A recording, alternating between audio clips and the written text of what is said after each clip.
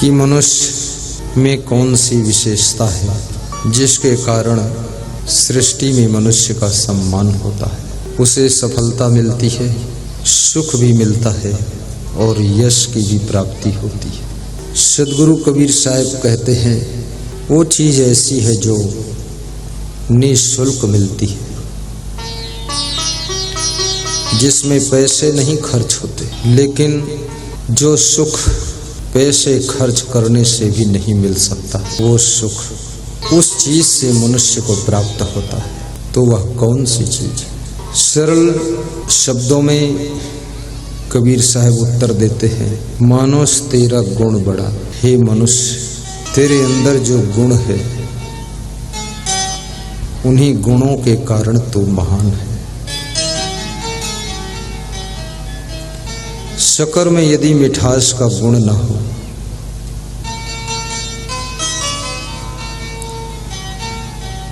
तो शक्कर को कौन 40 रुपए किलो खरीदेगा? फिर रेत और शक्कर में फर्क क्या है? नमक में खारीपन का गुण न हो तो उसे दाल में कौन डालेगा? गुण। माइक में आवाज को दूर तक पहुंचाने का गुण न हो तो मेरे सामने इसको कौन रखेगा?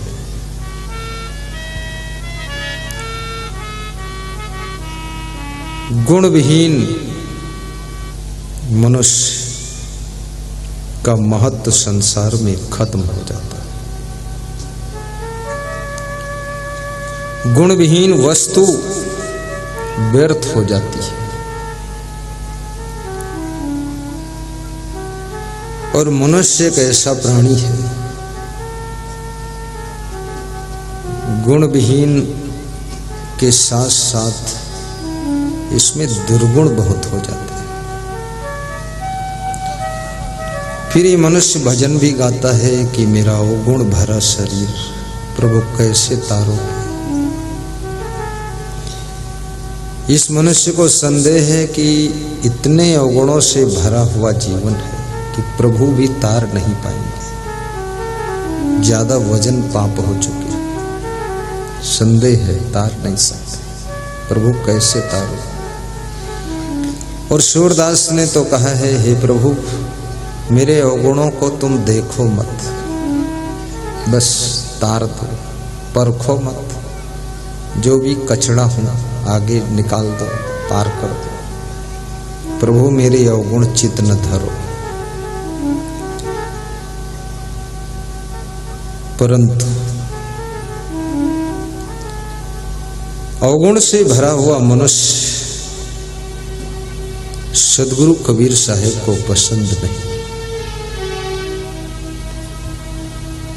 भगवान श्री राम रावण जैसे अवगुणी को तारते नहीं हैं, मारते हैं। भगवान भी मारता है।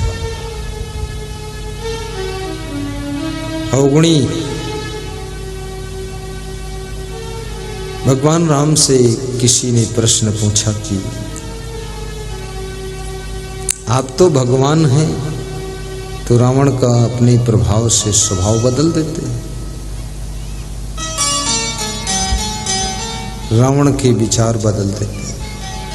तो राम ने कहा कि रावण का स्वभाव इतना बिगड़ चुका था कि अब स्वभाव बदलने के काबिल नहीं था, इसलिए उसका मैंने शरीर बदल दिया, नया शरीर में दे दिया।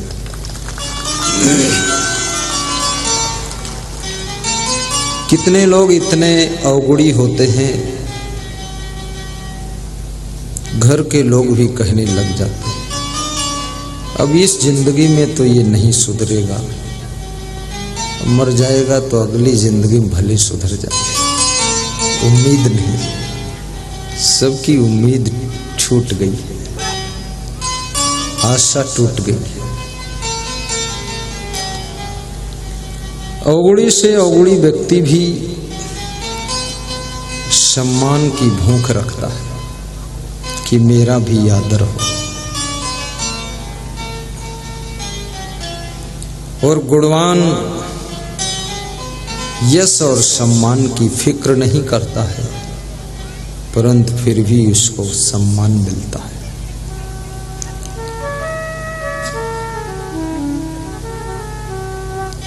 हीरा कभी नहीं कहता है मेरा लाख टका मोल है, लेकिन हीरा कहीं फ्री में मिलता ही नहीं, उसका मोल है। सोना किसी महिला से नहीं कहता कि तुम मेरे लिए नाक में छेद कराओ, कान में छेद कराओ, मुझे नाक में फूल बनाकर पहनो, नथुनी डालकर पहनो, कान में कुंडल पहनो। सोना कुछ बोलता है, लेकिन सभी महिलाएं सोना के लिए नाक में छेद करा लेती, कान में छेद करा लेती। छेद कराने में दुख बहुत होता है। जिस लड़की की नाक में छेद किया जाता है, 2-4 महिलाएं उसकी खोपड़ी को पकड़े रहती।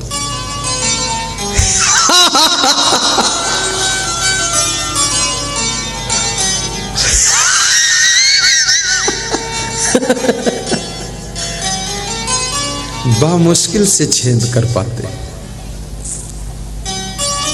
दर्द होता है, फिर भी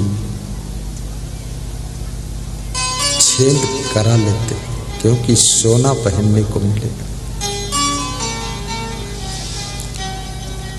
और मनुष्य का शरीर तो ऐसे ही बहुत सुंदर है, बहुत सुंदर है। जितना ज्यादा इसके शरीर के ऊपर आभूषण पहने जाते हैं, उतना इसकी सुंदरता कम हो जाती है। जितना अधिक इस शरीर में फैशन करोगे, सुंदरता घटती चली जाएगी। इस सिर के बाल भी ज्यादा इधर उधर मोड़ो, घुमाओ, झूमर जैसे लटकाओ, चेहरा ऐसे लगता है कि लंका की राक्षसनी आई, बहुत बड़ी डाइन आई, एकदम खतरनाक है। मैं तो जब किसी का मुंह देखता हूं ऐसा बहुत ज्यादा, तो कहता हूं भगवान तू ही बचाए इससे, इस सुपर्णखा की बड़ी बहन है, ये खतरा।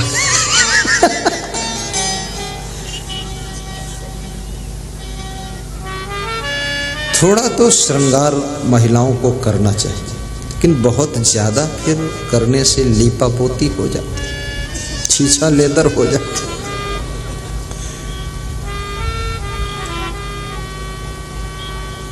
महिला के शरीर पर थोड़ा सा श्रृंगार शोभा देता है।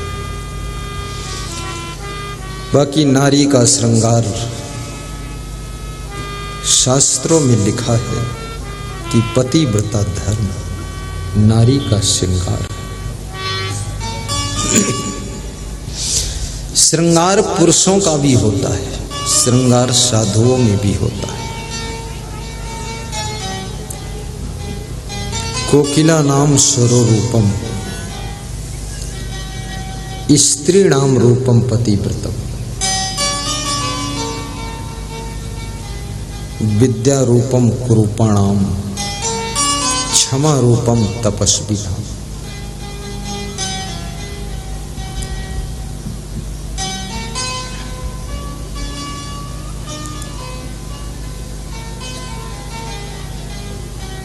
साहिब बंदे साहिब,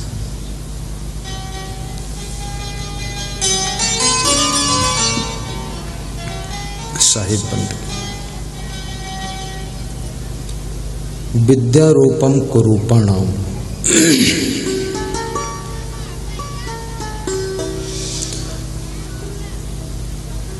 नीति शास्त्र में लिखा है, जो मनुष्य चेहरे से कुरूप है, जिसका चेहरा सुंदर नहीं,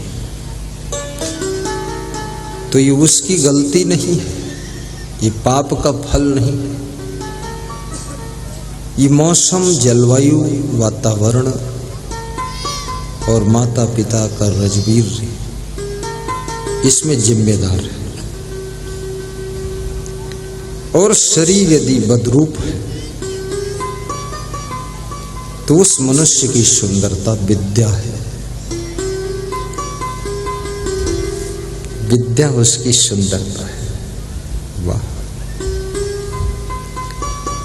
और विद्या मनुष्य को अट्रैक्टिव बनाती है, इफेक्टिव बनाती है, इंप्रेसिव बनाती है, सक्सेस करती है।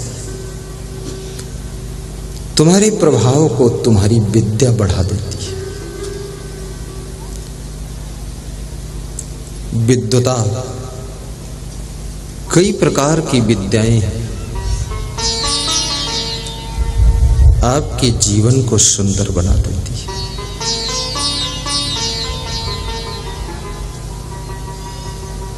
जिसका शरीर सुंदर नहीं है उस व्यक्ति को अनेक विद्या सीखना चाहिए, अनेक कला, अनेक गुण। इससे उसकी सुंदरता और बदरूपता को कोई नहीं देखेगा, उसकी विद्या से सब प्रभावित हो जाएंगे। भारत देश के जो राष्ट्रपति हैं वर्तमान में, महामहिम श्री रामनाथ कोविंद जी, वे शरीर से बहुत सुंदर नहीं, शरीर तो सांवला है, बनावट भी उतनी अच्छी नहीं, लेकिन राष्ट्रपति है। एक पत्नी का पति बनने के लिए भी लोग अपना चेहरा और बाल बहुत मेकअप करते हैं, बड़ी मेहनत करते हैं, तब एक पत्नी के पति बन पाते हैं। वो व्यक्ति शरीर से सुंदर नहीं है, लेकिन राष्ट्र का पति बनकर बैठा है, क्योंकि उसमें बहुत विद्या है, कला है, गुण है, हुनर है, इसलिए वो राष्ट्र का पति बना। और पति कोई बने, चाहे पत्नी का पति हो, लखपति हो, करोड़पति हो, अरबपति हो, राष्ट्रपति हो, उपराष्ट्रपति हो, पति का अर्थ होता है स्वामी होना, मालिक होना।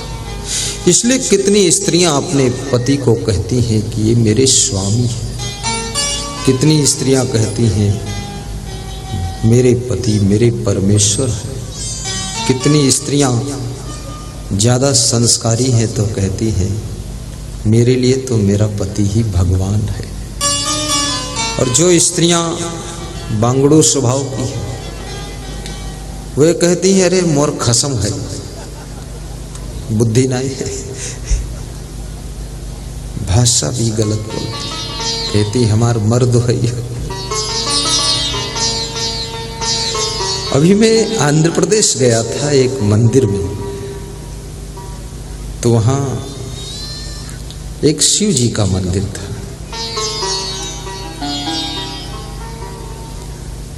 तो मैंने पूछा ये किसका मंदिर है? अरे उन्होंने कहा, तो पुजारी जो था फूहड़ था, उसने कहा पार्वती के मर्द का मंदिर है। हमने कही कौन भाषा बोलते तुम? बोली यहाँ आंध्र प्रदेश में यही भाषा चलती। तो हम लोग बहुत हंसे। मेरे साथ कमिश्नर भी थे, वो भी हंसे। भाषा का भी बड़ा महत्व है। तुम्हारी भाषा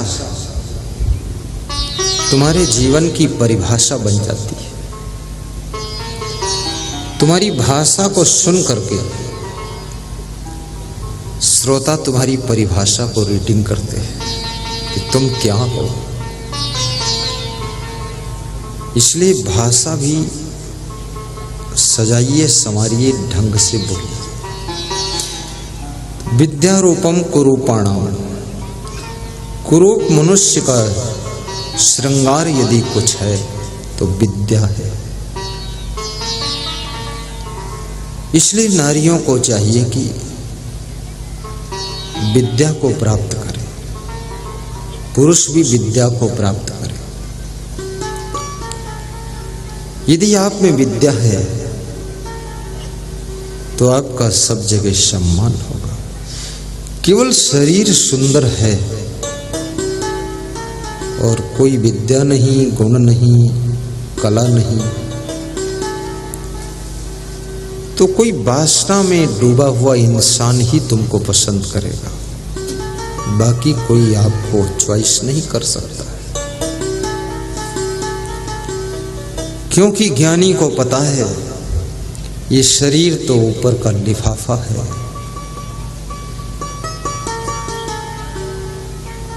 बाकी अंदर की चीज कुछ और है। लिफाफा के अंदर जो है उसकी कीमत दीजिए, लिफाफा को देख करके आकर्षित मत होइए। ये शरीर तो केवल लिफाफा का काम करता है। विद्या रूपम कुरूपणम क्षमा रूपम तपस्वी नाम। तपस्वी यानी जो साधु संत है, इसकी सुंदरता क्या है? शरीर की सुंदरता, साधु की सुंदरता नहीं। अब कदाचित साधु का शरीर भी सुंदर हो, कोई बात नहीं, लेकिन साधु की सुंदरता उसका क्षमा गुण है। क्षमा मांगना और क्षमा करना, ये साधु का श्रृंगार है। और जिस साधु में क्षमा का गुण होता है वो साधु महान साधु बनता है। साधुओं में भी कई ग्रेड है। कपड़े तो एक जैसे होते हैं, सब पगड़ी बांध लेते हैं, सभी सफेद लाल पीला पहन लेते हैं, लेकिन इसमें भी first grade, second grade, third grade, fourth class, failure भी है इसमें, फेल, और कुछ डिक्टेंशन मार्क भी है। डिक्टेंशन मार्क वही है जिस साधु में बहुत गुण है।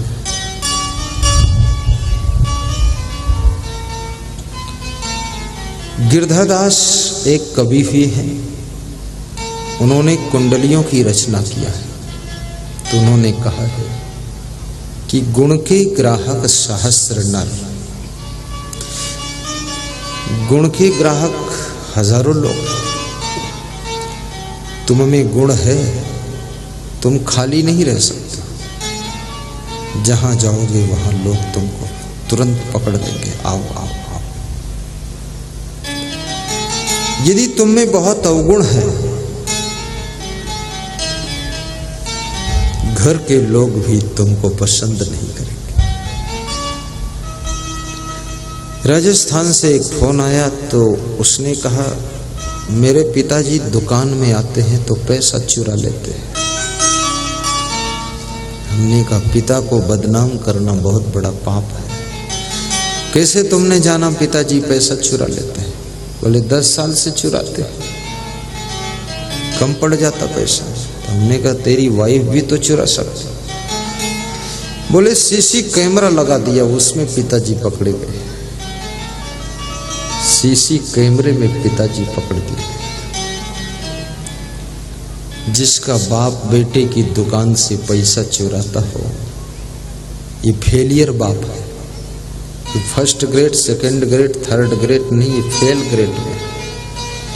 ये बाप तो रहेगा लेकिन कोई काम का नहीं रहेगा। ये केवल ढपोल शंख बाप है, घंटा घर है, बेकार है। गुण का मतलब क्या होता है? ईमानदारी का गुण, वफादारी का गुण, जिम्मेदारी का गुण, समझदारी का गुण, क्षमा का गुण, परिश्रम का गुण, सफाई का गुण, शांत रहने का गुण।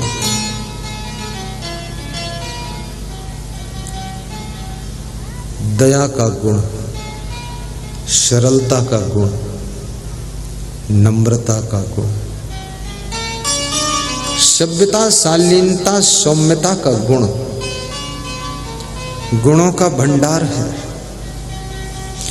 रूपवती नारी मिल सकती है, गुणवती नारी का मिलना कठिन है। रूपवान पुरुष बहुत है, लेकिन गुणवान पुरुष बहुत कम है। धनवान भी बहुत लोग हैं, लेकिन गुणवान नहीं। राजस्थान में 3 स्त्रियां कुएं पर पानी भर रही थी, अपने अपने पति की प्रशंसा कर रही थी। ऐसी स्त्रियां बहुत कम अपने अपने पति की प्रशंसा करती हैं। स्त्रियां अपने पति से प्रभावित कम होती, वे दूसरे के पति से ज्यादा प्रभावित होती। खतरनाक। ये अपनी बात बता रहा हूं, आपके अंदर की बात है।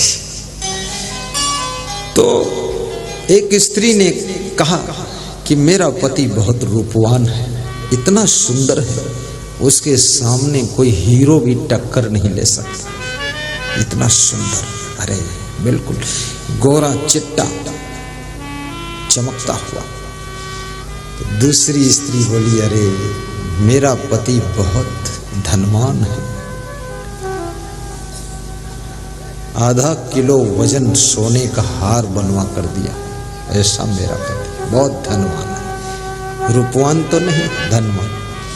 तीसरी ने कहा, मेरा पति बहुत बलवान है, कभी बीमार होती हूँ खाट से अकेले उठाकर गाड़ी में रख देता है, और गाड़ी से अकेले उठाकर बेड पे डाल देता है, बिल्कुल क्रेन मशीन समझो मेरे पति को। तब तक एक चौथी स्त्री आ गई, वो भी इस बातचीत में शामिल हो गई। उसने कहा, क्या कह रही हो सखियों? तो अपने अपने पतियों की प्रशंसा। और जो नारी अपने पति की प्रशंसा करे तो समझ लेना वो पति भक्त है, पति व्रत है। अपने पति की प्रशंसा करना कठिन है, क्योंकि पति के बारे में सब कुछ पता होता है। रघुपति राघव राजा राम, अब पता मिल गया सीताराम, किधर गए हैं गंगा राम। रघुपति राघव राजा।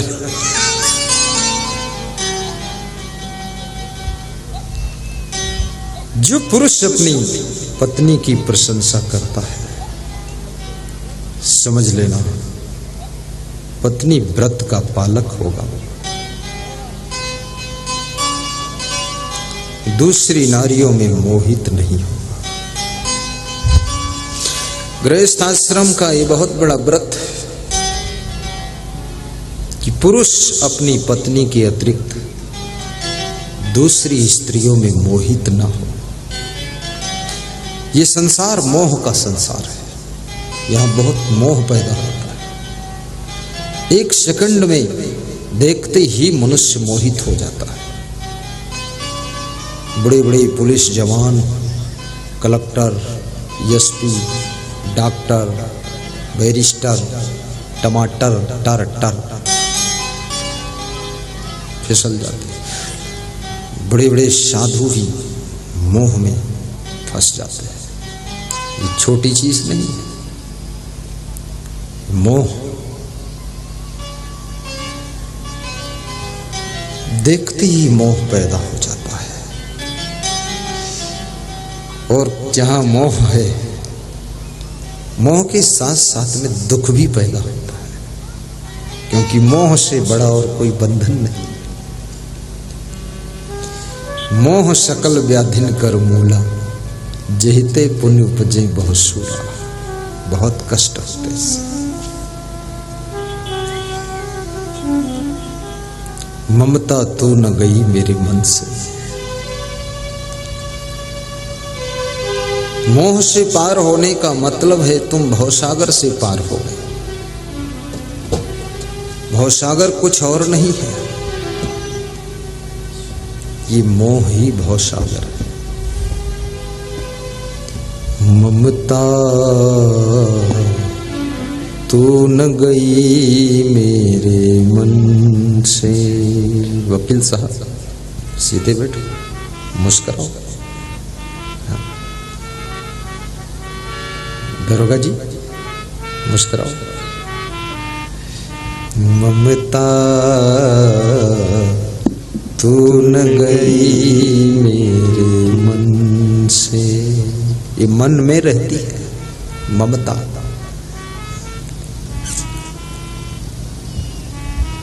और ममता शांति को खा जाती है। जहां समता रहती है वहां शांति रहती है। और ममता जब भगवान से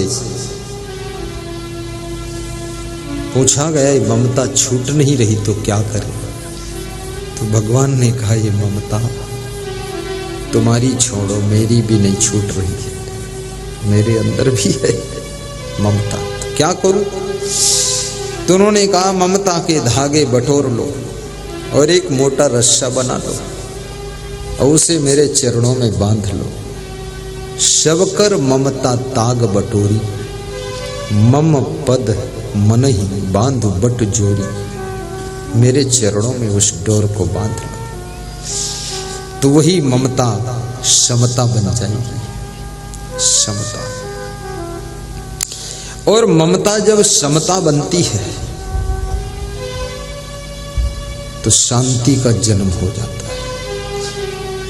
यदि तुम किसी की सासू हो, तुम्हारे 2 बहुएं हैं, तुम एक बहू की तरफ ज्यादा ममता कर लेती हो, दूसरी बहू से विषमता कर लेती हो। जिससे ममता हो जाती है वो गलती करे तो कहती हो कोई बात नहीं, और जिससे विषमता हो गई वो गलती ना करे तो भी उस पर गलती थोप देती है। सासू को, माँ बाप को, ससुर को, गुरु को, इन्हें बैलेंस में रहना चाहिए। क्योंकि कोई शिष्य बुद्धिमान है, कम बुद्धिमान है, समझदार है, लेकिन शिष्य तो आपका है। सबका ख्याल रखो, सबके खाने पीने सोने नहाने धोने का सबका ख्याल रखो। उस सबका जो ख्याल करता है वो भगवत गुणों से संपन्न है, भगवान का रूप होता है। सबका ख्याल करना, कुछ का ख्याल करना, कुछ का ख्याल ना करना, ये तो इंसान का स्वभाव है ही। पक्षपात करना, भेदभाव करना। ममता तू न गई मेरे मन से, ममता तू न गई मेरे मन से। गा दो। ममता रो रो रो कर गाओ। गई मेरी मन। रोने की छूट है, आप 5 मिनट रो सकते। जिससे तुम्हारी ममता होती है उसके मरने के बाद भी तुम उसे याद करके रोते हो। और ममता व्यक्ति के मरने के बाद भी मरती नहीं। तुम्हारे मरने के बाद भी ये ममता नहीं मरती है। तुम्हारा जन्म होगा फिर तुम ममता लेकर जन्म लेते। सब चीजें तुम लोग कहते हैं संसार में जन्म हुआ, यहाँ क्या लेकर आए, क्या लेकर जाओ। बहुत बड़ी बात है, क्या लेकर आए हो, क्या लेकर जाओ। यहाँ तुम बहुत कुछ लेकर आए हो, बहुत कुछ लेकर जाओ। छोटी बात नहीं। यहाँ जो है काम, क्रोध, लोभ, मोह, ममता, ईर्ष्या, द्वेष, अहंकार की सूक्ष्म संस्कार लेकर के आए हो। पाप पुण्य के संस्कार लेकर आए हो और यही संस्कार लेकर जाओगे भी। और इन्हीं संस्कारों के अनुरूप तुम्हारा जन्म भी होगा। तुम जहां जन्म लेना चाहते हो, जिसके घर में जन्म लेना चाहते हो, ये मनुष्य जीवन में तुम तैयारी कर सकते हो। ये जीवन ऐसा है जहां तुम अपने आप को तैयार कर सकते हो, कहाँ जन्म लेना है। जहां तुम चाहो वहां जन्म ले सकते हो। ये तुम्हारे हाथ का खेल है। तुमको वैसा ही बन जाना पड़ेगा जीते जी। वैसी ही सोच, वैसी रुचि, वैसा इंटरेस्ट, वैसा जीवन निर्माण करना पड़ेगा। तो मरने के बाद वैसी ही जगह तुम्हारा जन्म हो जाएगा। कबीर साहब पूछते हैं, आए हो तुम कहाँ से और जाओगे तुम कहाँ। बड़ा गहरा प्रश्न पूछा कि कहाँ से आए हो और कहाँ जाओगे। कौन बता पाएगा। मंझोली वालों से पूछो तुम कहाँ से आए हो, जन्म लिए हो, बताएंगे बिजूरी से आया हो। बिजूरी वालों से पूछो तो बोलेंगे खजूरी से आया हो। किसी को पता ही नहीं, याद नहीं कहाँ से आए हो और कहाँ जाओगे। यदि तुमको मांस खाने में रुचि है, अंडा खाने में रुचि है, मुर्गा मुर्गी खाने में रुचि है, तो मरने के बाद ऐसी जगह जन्म होगा, ऐसी योनि में जन्म होगा, ऐसे शरीर को लेकर जन्म लोगे जहां ये सब चीजें खाने पीने की सुविधा होगी, वही जन्म होगा। कोई मनुष्य मांस खरीद कर लाता है बाजार से, थैला में ले करके फिर झोले में रख करके थोड़ा छिपा के लाता है। उसे लगता है कुछ गलत कर रहा है, इसीलिए तो छिपा रहा है।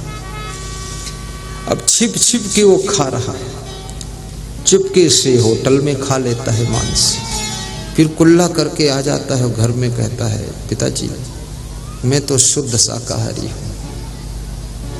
पिता भी सोचता है कि बेटा बहुत अच्छा है, पूरा एक मुर्गा खा के आया है। ये मुर्गा नारायण है, हे रामा रामा हरे हरे, मुर्गी अंडा घरे घरे।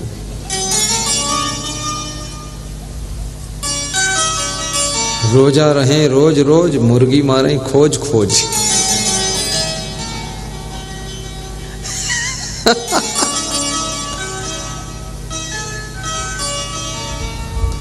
ऐसा वैसा खाना पीना बंद करो, अन्यथा मांसाहारियों का जन्म बिल्ली की योनि में, सियार की योनि में, कुत्ते की योनि में, सिंह की योनि में जन्म हो जाता है।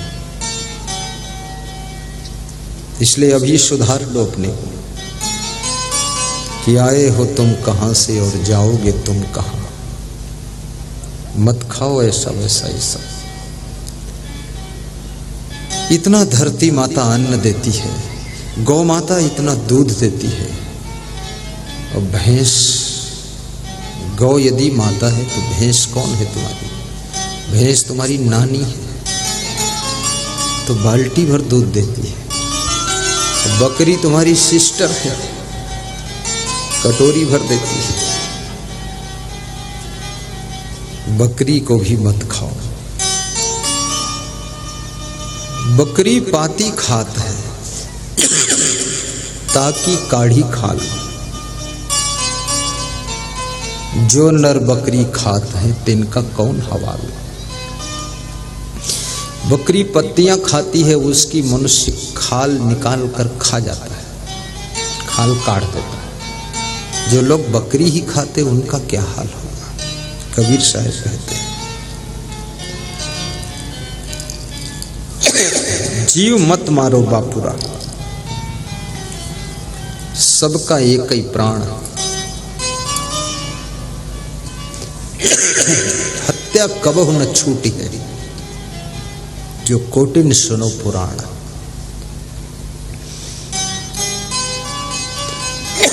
तीरथ गए 3 फल, संत मिले फल 4। सदगुरु मिले अनंत फल, कहीं कबीर विचार।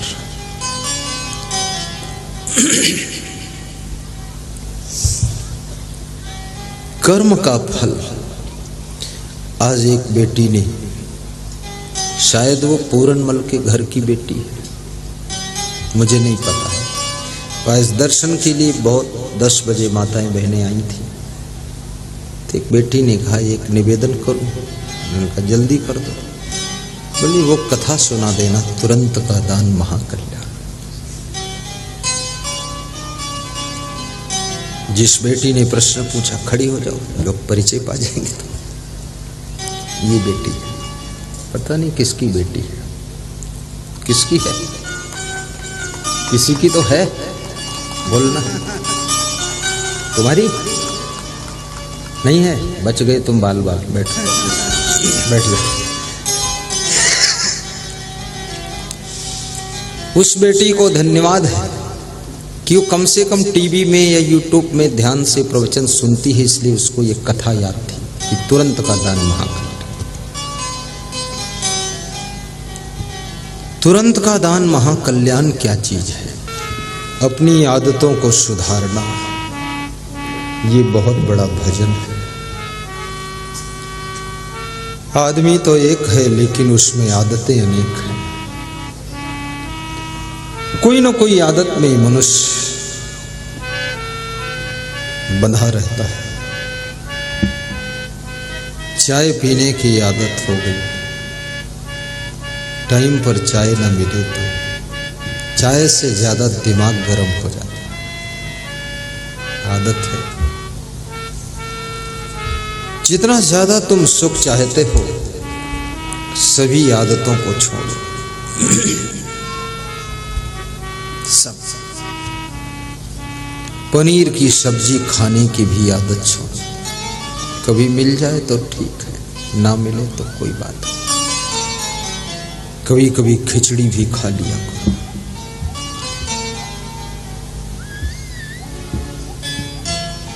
कपड़ों में भी आदत छोड़ दो कि स्टैंडर्ड कपड़े ही होना चाहिए, ये आदत छोड़ो। कभी सामान्य कपड़े भी पहन लो। ये अधकट्टे कपड़े, छोटा बुशर्ट पहनना, कम उम्र के दिखाई देना, दूसरों को धोखा देना, बहुत गलत आदत है। पेंट नीचे खिसका के पहनना, खिसकू राम बनना, स्त्रियों को धोखा देना कि बड़ा भोला भाला है, पूरा नालायक है, पूरी पेंट ऊपर क्यों नहीं खींचता। ये सब अधकट्टे कपड़े पहनना।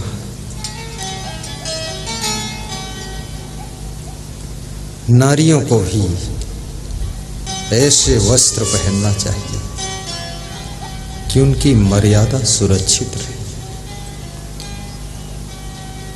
अपने शरीर को मर्यादा में ढांक कर रखो। प्रभावशाली बनना है, विद्वान बनो, महान बनो,